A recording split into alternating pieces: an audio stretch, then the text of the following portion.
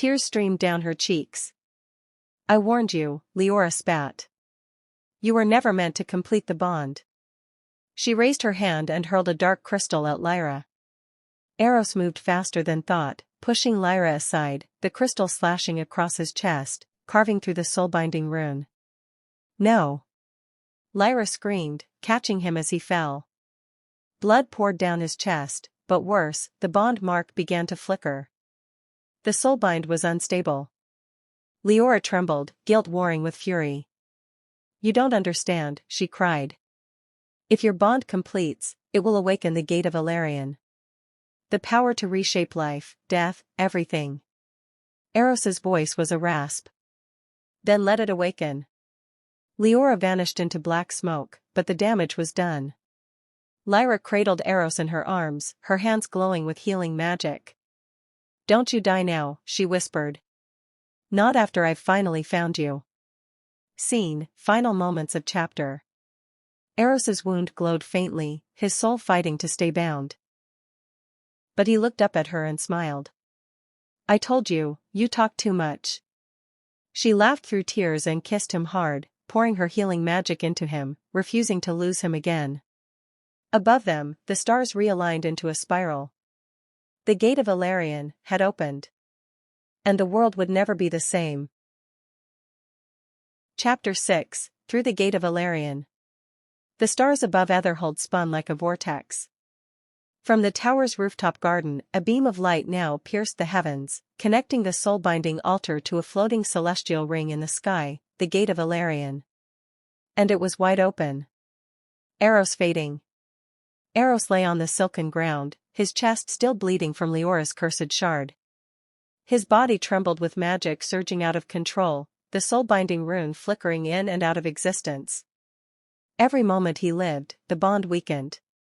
Lyra knelt beside him, eyes wild with panic, holding his hand so tight it turned white.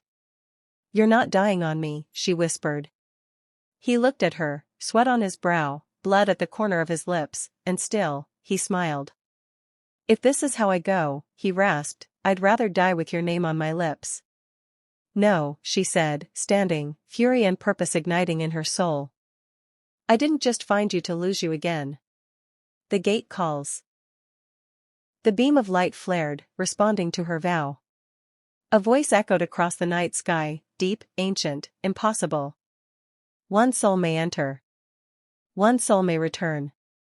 The bond shall be tested, by memory, by fear, by fire. Lyra's eyes turned violet white. I'm going. Eros tried to rise. No, it's too dangerous. It'll strip your mind. Your memories. I'd rather lose my mind than lose you again, she said. This time. I save you. She pressed her lips to his, soft, full of everything unsaid, and walked into the column of light. Inside the gate of Ilarion. The world turned upside down. Lyra fell into a sky of liquid stars, her body glowing as she plunged through layers of memory and magic. When she landed, she stood in an endless field of mirrors. Each one reflected a different life.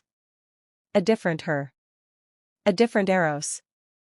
She saw a warrior version of him dying in her arms on a battlefield. A healer her, being burned for saving him with forbidden magic. A version of them as stars. Reaching for each other but always out of sync. Tears streamed down her face. Why do we always end in tragedy, she whispered. Then a voice answered, her own voice, but older, wiser, filled with starlight. Because true love is never given. It is earned, and tested. Suddenly the mirrors shattered, and the final trial began. The final trial, the fire room. Lyra stood in a circular chamber surrounded by flames.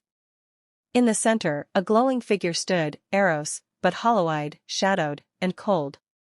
If you love me, the false Eros said, then let me go. Love shouldn't hurt. Lyra stepped forward. You're not him, she whispered. He smiled cruelly. You think love is always stars and silk sheets? No. Love is pain. Love is sacrifice. He hurled a blade at her chest, made of crystal memories. She caught it, and instead of throwing it back, she drove it into her own palm, her blood spilling onto the firelit floor. "I won't fight you," she said. "Because love doesn't need to prove itself." Her magic surged into him, warm, electric, eternal. And then, he gasped. His silver eyes snapped open. The soulbinding rune on his chest glowed white gold, no longer flickering. Fully awakened. He looked at her, blinking through tears. "You came back." "I always will," she whispered. He pulled her down, kissed her like a dying man tasting life, their souls sinking back into each other, stronger than before. Leora's return. From the cliff above the tower, Leora watched. Her eyes red. Jealous. Broken. And beside her, stood a new figure. A shadow-wrapped creature. "He survived," she whispered. The creature hissed. "Then we kill them together. And rip their bond, out of time." End of Chapter 6. Chapter 7, The Queen's Temptation. Some thrones are made of gold. Hers was carved from vengeance. A kingdom without permission. Alira Storm stood at the edge of the marble terrace of Storm Tower, watching the sun bleed into the skyline like a burning empire. Behind her, the top floors buzzed, her team, her power, her vengeance crystallized into strategy. "The world loves a queen who never begged to be crowned," Dolores said beside her. Alira sipped her espresso. Still, always calm. "I didn't ask for the crown," she replied. "I stole it back." Lilith's empire begins to crumble. Meanwhile, Lilith's public image had started to decay like spoiled silk. Tabloids dug deep. Former employees turned on her. Lilith Thorne accused of fraud, coercion, witness tampering. Whistleblowers name her in Alira Storm case cover-up. And worst of all? The silent investors behind Lilith's facade were now siding with Alira. The takeover. One by one, Alira made her moves. She acquired Thorne's East Asia division in a strategic merger. She sent her legal team to freeze Lilith's Cayman accounts. She secured a seat on the Global Ethics Tech Board, a seat once promised to Lilith. "She's building an empire," whispered analysts. "And burning another to fuel it." Riven's descent into obsession. Riven Thorne was no longer the ruthless master of boardrooms. He was a man unraveling. He watched Alira's every press appearance.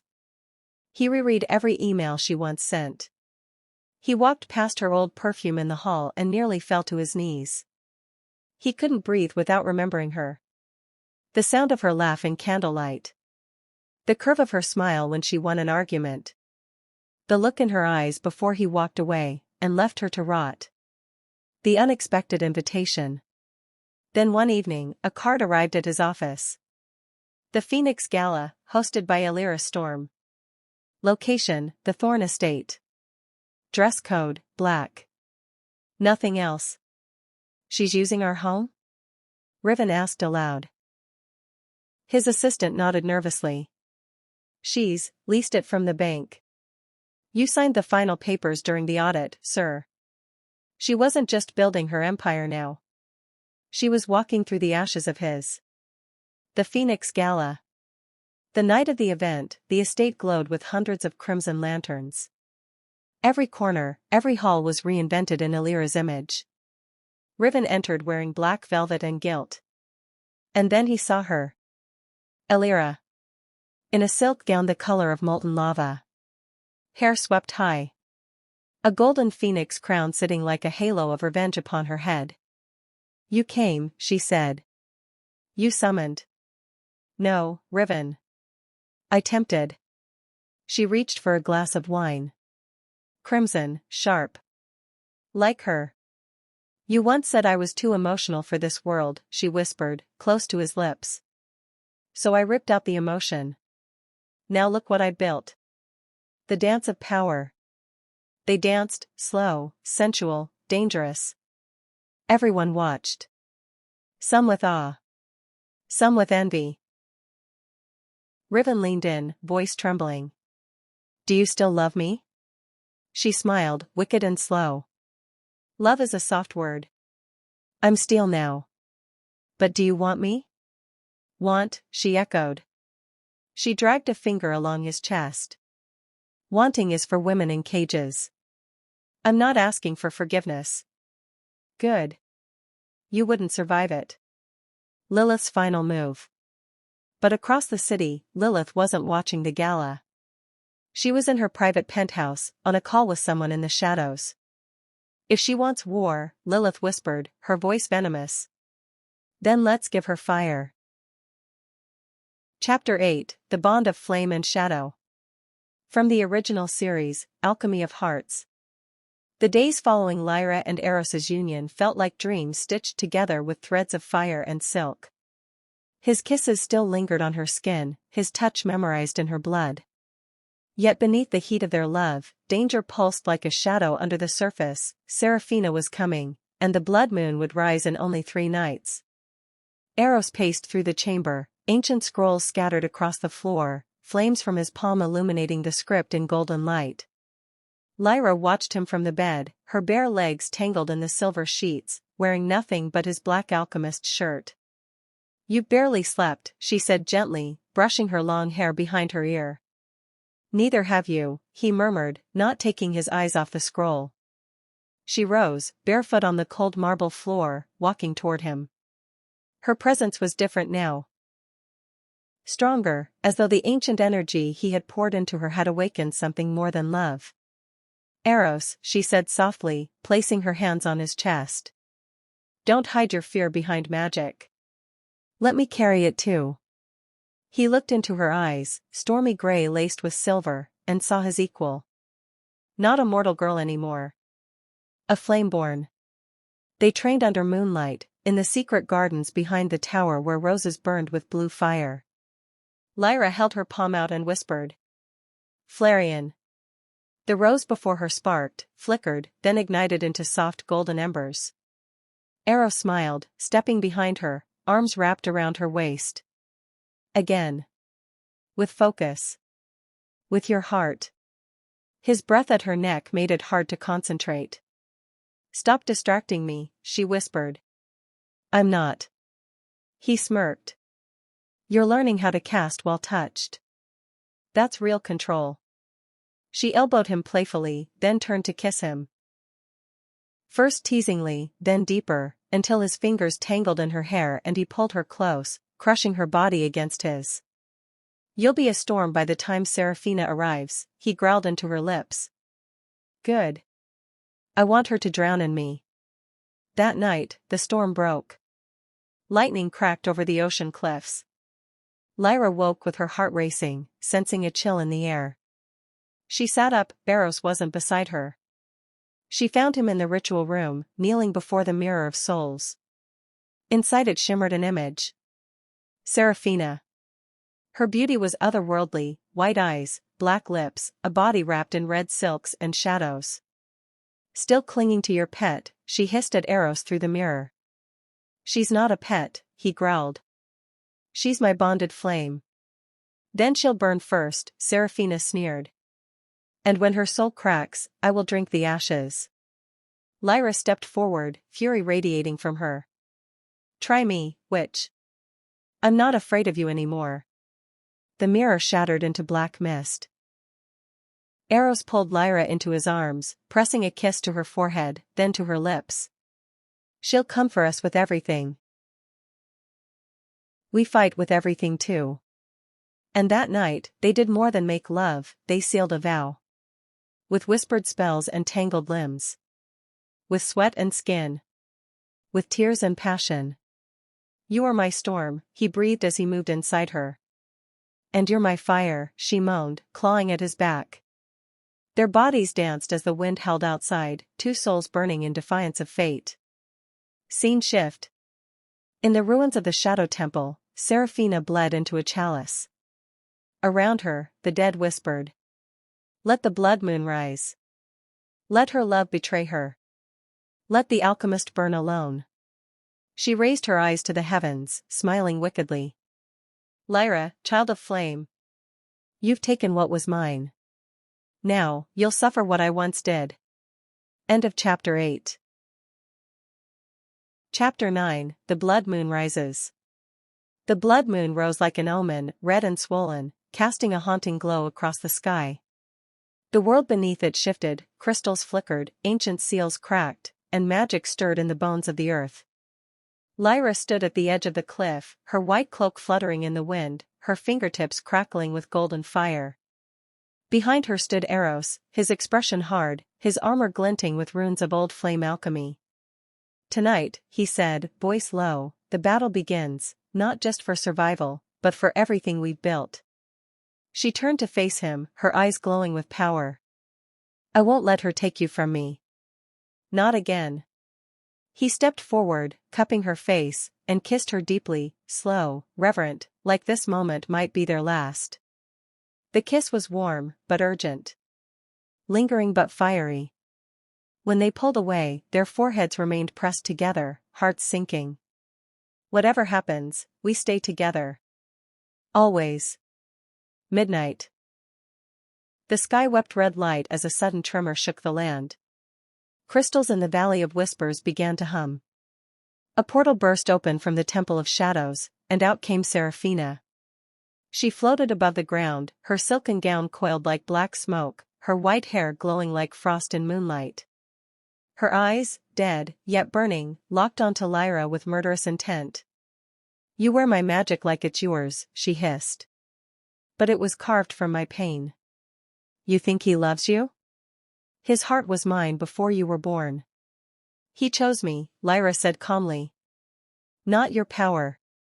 Not your rage. Me. Then die with him. She raised her hand, and the sky shattered. The battle begins. The ground split as Seraphina unleashed shadows, dark tendrils crawling like serpents. Eros launched forward, fire blazing from his palms, his blade singing with molten light. Lyra, stay focused, don't let her reach your mind. But Seraphina's magic was old, and her voice slithered into Lyra's thoughts. He will betray you. Just like he betrayed me. Once he's tasted your power, he'll leave you hollow. Let me show you the truth. Suddenly, Lyra was pulled into a vision, Eros in Seraphina's arms, kissing her, whispering the same words he told Lyra. You lied to me, Lyra whispered in shock. No. Eros yelled, reaching for her, but the shadows dragged him down. Don't fall for her tricks, he shouted. It's not real. Look into my eyes. But the vision consumed her. Inside the illusion, Lyra stood in the ruins of her past, watching Eros with Seraphina. Tears streamed down her cheeks. He's not yours, Seraphina whispered in her ear. He's power-hungry, like every man. You were just another vessel. Lyra collapsed to her knees, until something deep inside her heart flared. A memory. His touch. His voice when he called her his storm. The warmth in his eyes when he first saw her cry. His promises. Their kiss under the moon. No, she growled, lifting her head. You don't control me. Not my heart. Not my love. Boom.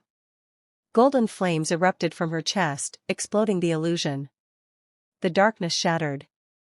Back to reality. Lyra rose like a goddess reborn, her body surrounded by a flaming aura. Her eyes burned brighter than the blood moon. Even Seraphina faltered. Impossible. I'm not your mirror, Lyra declared. I'm your reckoning. She unleashed her full power, streams of radiant fire combined with crystal light. The flames twisted around Seraphina's shadows, purifying them. Eros returned to her side, his armor scorched but unbroken. You brought me back, he said breathlessly. You never left.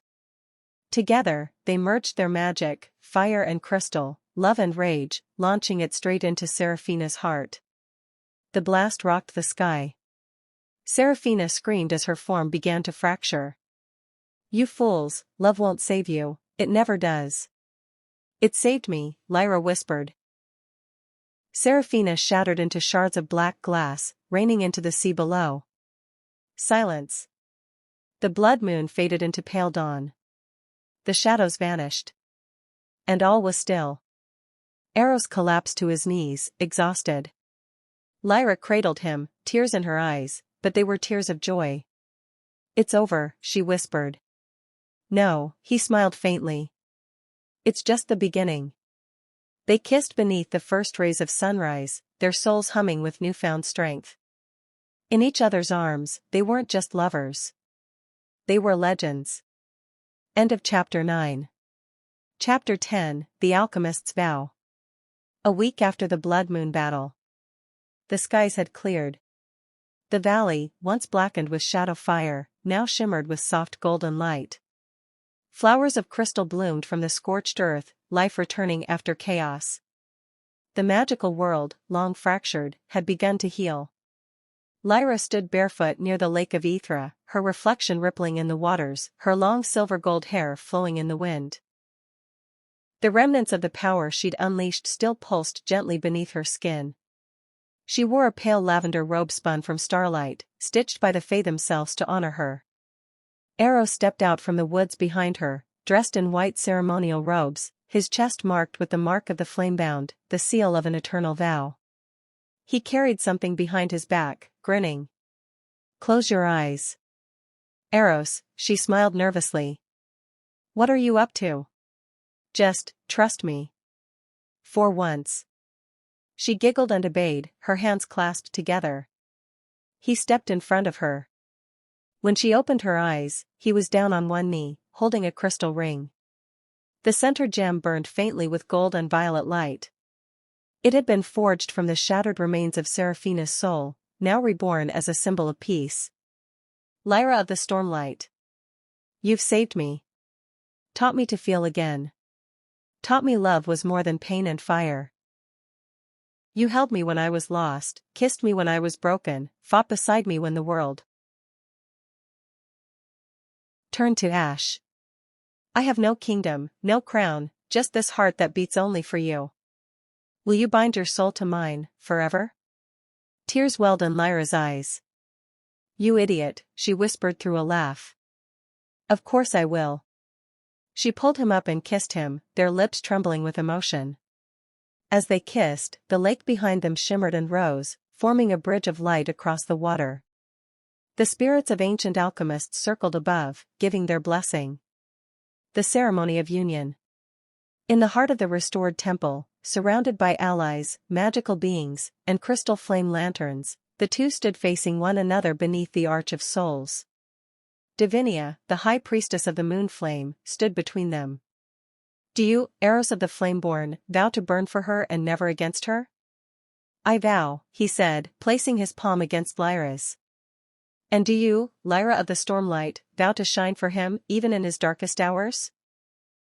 "With every beat of my heart," she whispered, her voice shaking. Their magic fused, spiraling into a glowing sphere between them.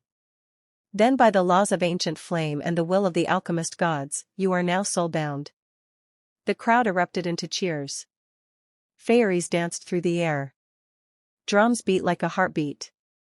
And firework-like spells exploded in the sky, forming images of phoenixes and hearts. The wedding night, intimate and deeply magical. Later that night, beneath the starlit canopy of their sanctuary, they sat in silence for a moment. No more battles. No more threats. Just them. Lyra climbed into Eros's lap beside the fire. She touched his face, tracing the scar near his lips, the one he got saving her on the first night they met. "You've always been mine," she whispered, her lips brushing his. He laid her down gently, their bodies aligning like twin constellations. He kissed her, slow, reverent, deep. They undressed each other with trembling hands, learning each other's warmth anew. Magic crackled around them, stars dancing on skin. Her crystal embedded in her chest glowed softly, his flame mark pulsing in rhythm. Their lovemaking was soft at first, filled with laughter, gentle kisses on necks, murmured promises. Then it grew bolder, passionate, unrestrained. "Say you'll never leave," she whispered between kisses. "I'll love you in every lifetime." He moved inside her, slowly at first, then deeply, as their souls merged again, not through battle, but through intimacy and devotion. Their climax sent a surge of light into the sky, briefly making the stars above flicker brighter. Epilogue, 1 year later. Lyra stood on a balcony, one hand resting on her slightly swollen belly. The child she carried pulsed with gentle power, half fire, half crystal. Eros approached from behind, wrapping his arms around her. "They'll be strong," he said. "They'll be loved," she replied. "By a world we helped save. And by us. Always." They kissed again.